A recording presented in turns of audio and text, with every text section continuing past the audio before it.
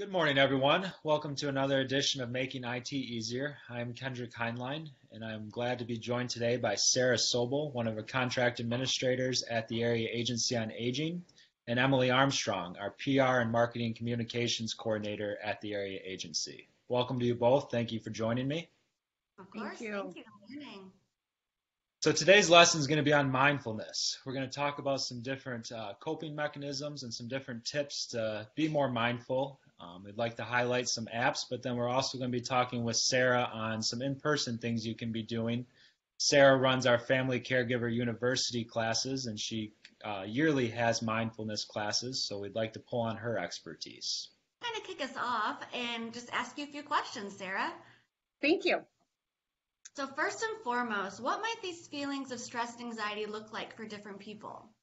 Okay, so I'm sure all of us are experiencing different emotions physically right now and also emotionally. Some things I want you to just keep an eye out for. Has your sleeping patterns changed? Are you now experiencing some insomnia? Are you tired more than usual? Are some of your headaches? I think it's kind of unique to say some of these because these are also some of the symptoms of the virus, but also to keep in mind that they can also just be some symptoms of anxiety. Are you feeling overwhelmed? Do you have racing thoughts? I think in your body, you might even notice an increased heart rate or your chest being tight. These are all different physical and emotional signs that just might be showing that you're under a little bit more stress at this time. Very important things to be aware of. So with that in mind, what are some things people can do to cope? Yeah, so I'm going to give these advice, and I'm also giving them to myself, right, guys, and all of us as well. I think that this has been a time of stress, and so I think these are even some things that I'm trying to do daily, and I would just encourage everybody to do these daily.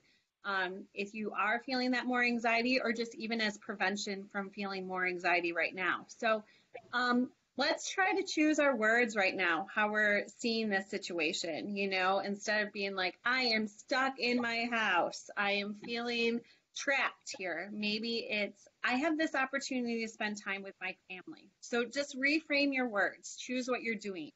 Maybe say, today I have the time to clean that junk drawer. I never got to. So just be careful about your words. Words do hold power and they do reflect our actions. So just be careful of even what you say out loud in those times. I also think it's important to keep somewhat of a normal schedule. Try to have meals and sit down for those meals. Take time to understand that you are eating those meals when you're eating them, but then also choose to get dressed in the morning. Choose to brush your teeth, comb your hair, do the regular things that you would normally do. I can speak for our team as contract administrators at the Area Agency on Aging. We're used to seeing each other every day. So we're still seeing each other every day over Zoom. But things that we're just doing to kind of keep a normal routine. This third tip is something that I've been really struggling with. So I wonder if any of you else are as well, but limit your intake of the news. So for me, I've decided I'm just watching the Kent County Health Department updates every day. That's the only thing I'm doing, the only update I'm having. You could literally inundate yourself 24/7 with some of these updates. So just limit yourself of what you're going to choose to watch. Make sure it's an informative resource and just do it one time. I think resources also can help. Knowing what else is out there in the community. I know at the Area Agency on Aging, we've been spending plenty of time trying to look out as resources and compile some of those things. And I think, Kendrick, you can speak a little bit to that, what we've been doing. Yeah, we've been putting together a list of resources at the area agency, just trying to highlight what different agencies are doing during this time, how they are still providing the service. And I would greatly encourage you to call the area agency and ask about these because we want to know that we're still here for you. We're still providing that service. It might look a little different about how it's being provided, but it's still there to be accessed. So we encourage you to call and access those services right now.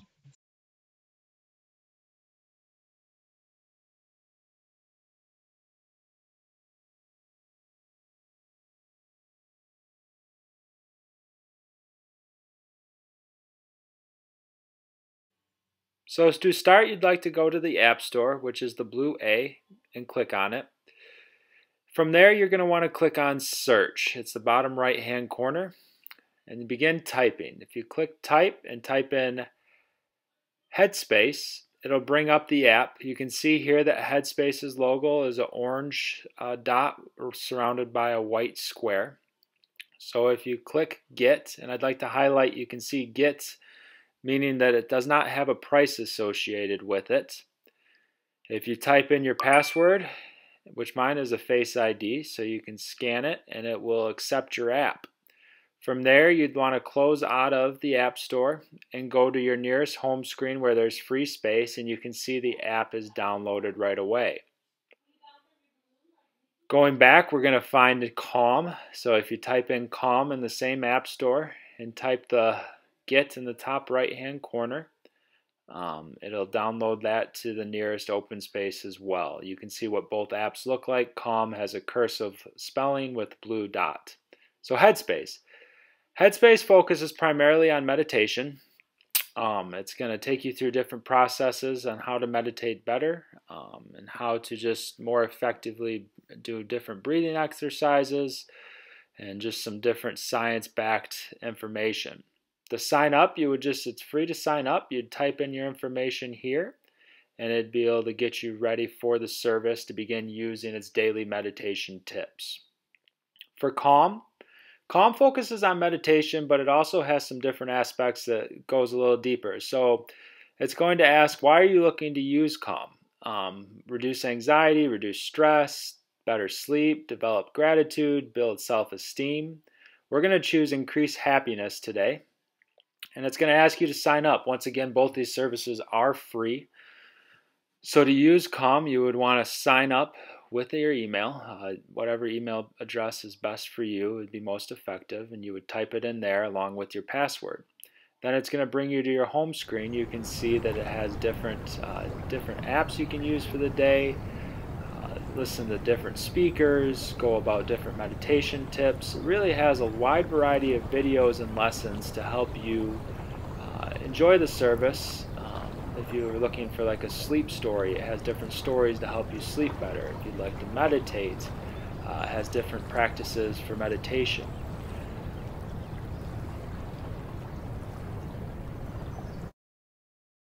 So these services like Headspace and Calm are both focused on helping you just take a step back, learn some different meditation tips, some different ways to deal with if you're experiencing stress.